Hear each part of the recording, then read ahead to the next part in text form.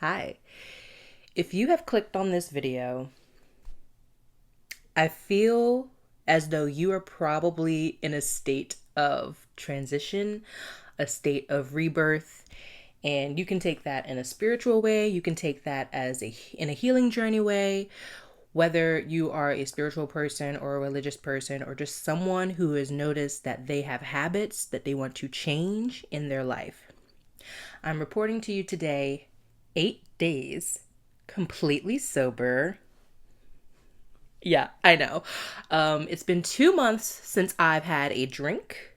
So I've been alcohol free for 2 months, and it's been 8 days since I have smoked or taken in any cannabinoids of any kind. And it has not been easy. For me personally, drinking was the easier one because while there was a time in my life, college, when I was drinking a lot, I never really enjoyed the feeling of drinking. So for me, quitting that was like coming to terms with, okay, I went to school with this one person and like we'll probably never meet again now that we both graduated. You know what I mean? Like it wasn't hard to say goodbye to that. Quitting weed, that was a harder journey for me. It was a harder journey for me because I smoked weed for the first time when I was 16 years old. I know. And it gets worse. The same day I smoked weed for the first time, I drove a car for the first time. I know. Why did I do that? Because I was 16 and not using my full brain power. But also because I had gotten high for the first time with my best friend, and then my mom picked me up from her house and then surprised me by letting me drive her car in an empty parking lot like 30 minutes later. I had no idea that that was how the day was going to turn out. But I also was not about to tell my mother that her 16-year-old daughter had just smoked weed for the first time. So, what are you gonna do? But just go with the flow.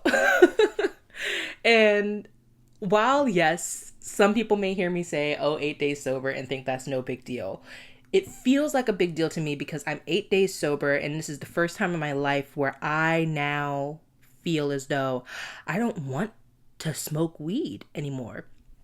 I have gone through a lot of epiphanies lately, and I've been talking to the universe. I've spent a lot of time in isolation, but I've also spent a lot of time with people as well. I'm a server at a restaurant. That's my job. I'm actually going in later today, working the night shift.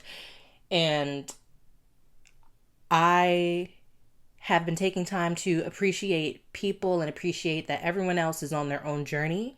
And someone else's journey may not look like my journey. But ooh, am I so excited for the journey that I'm on. Because I just finished a meditation right before recording this video. It actually inspired me to press record and like sit at my keyboard chair because, we're going to pick the keyboard back up eventually.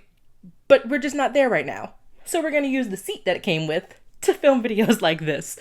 And this meditation, for the first time while meditating, I cried so much. And that's really interesting to not only experience, but also to want to share it with people. Because these weren't tears of sadness. These were tears of healing. I was allowing the emotion to sit with me. And because I allowed that emotion to sit with me, it was able to escape in its own natural way, in its own time, and it escaped through my tears. And as each new tear fell, I felt my heart chakra healing. I truly did. I felt the work on my spirit being done in real time.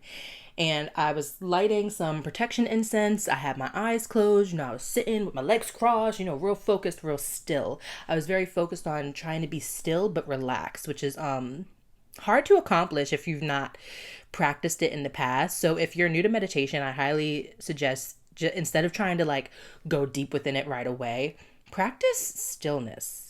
Because it's a very interesting trait. And then right after I meditated and had this big emotional release, then I had myself a little dance party by myself in this room.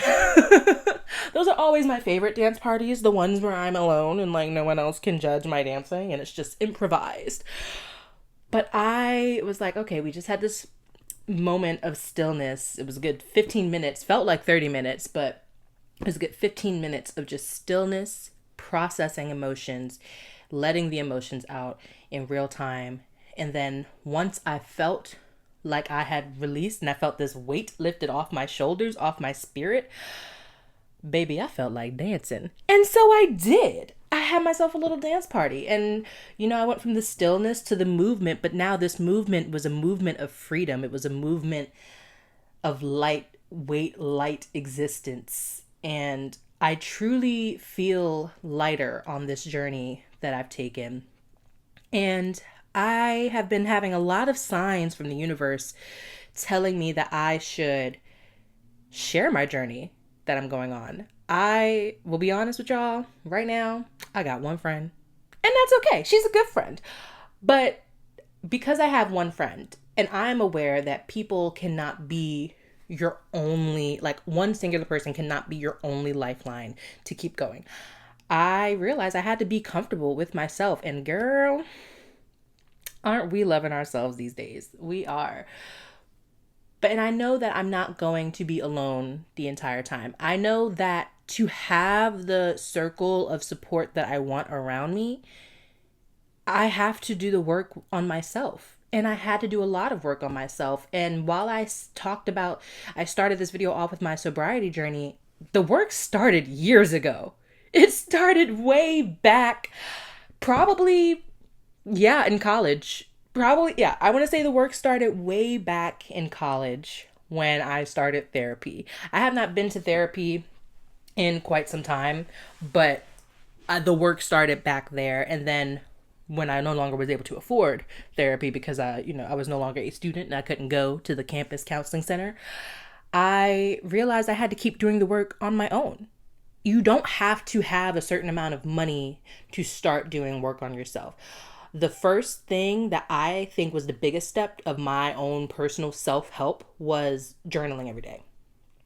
I journal every day, and I've been doing it going on 2 years now. I've been journaling every day for about 2 years. And that doesn't mean that I journal by hand every day. I've recently gotten back to handwriting journaling, but it's kind of turned into like a double journaling thing because I've actually been journaling on this app on my phone, which is password protected. So, you have your password on your phone, and then I have a separate password for my journaling app on my phone as well. And some days I'm journaling and it's like 7 paragraphs. Other days I'm journaling and it's just 2 sentences. And that's okay because that's life, Some days I'll have a lot to say, and some days I ain't got diddly to say. I'm trying not to curse because I do want to post this on YouTube. But yeah, I realized that as long as I stick with it and keep that consistency, eventually I'm going to see a pattern and I'm going to realize, okay, what are the things that happened to make me so emotionally charged on these particular days? I read back the journals. That's the thing about journaling. People are like, oh, you got to get it out, get it out. Yes, get it out, but also go back and read your journals. Once you've calmed down, once you've let go of the emotion, go back and read those journals. Because what it is you're documenting the lessons that you are learning in real time in your life. So then when you get to a place where you're like, oh, all right, I already know how I act in these certain situations. How can I approach them moving forward? Because, I feel like the initial instinct is like, oh, well, these situations make me uncomfortable. I'm just going to avoid them. And yes, that works in some situations. Like me personally, I know if I can already sense that somebody is coming to me wanting an argument, like they don't care. And the feeling, like sometimes people will come to you because they're going through their own thing and they just choose chaos. They're having a bad day. So damn it, they want you to have a bad day too. But you cannot let them do that. You got to protect your energy. And I've done that a lot, especially because I'm a host at a restaurant. There have been times where people will come in and they'd be like, well, this was made wrong. I was like, well, honey, I'm not the one in the kitchen. So I can understand why you're upset. But let's try to redirect that anger, right?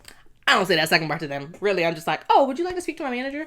Which like, sorry, manager, but that's realistically, I'm okay with saying like, hey, it's out of my hands. This is clearly not about me. So I'm not going to use my energy to make it about me.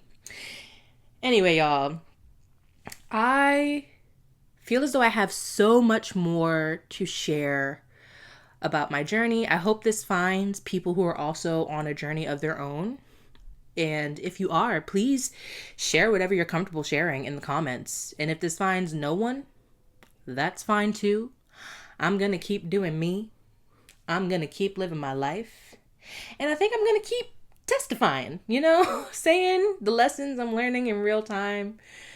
I believe that I'm about to enter a new chapter in my life, and I hope you're about to enter a new chapter in your life as well. And I hope this next chapter is beautiful for you, because I know in my spirit, in my heart of hearts, that my next chapter is about to be so beautiful, because I've done so much shadow work. I've done so much healing, and I've eliminated a lot of bad habits from my life. And that's not just weed or alcohol.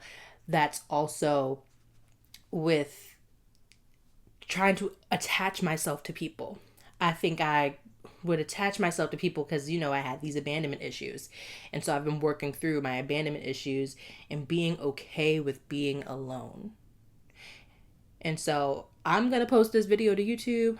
I'm not going to say anything on my other social medias about it. And yeah, I guess see you in the next one. Thanks for watching. And share any journey that you're on as well.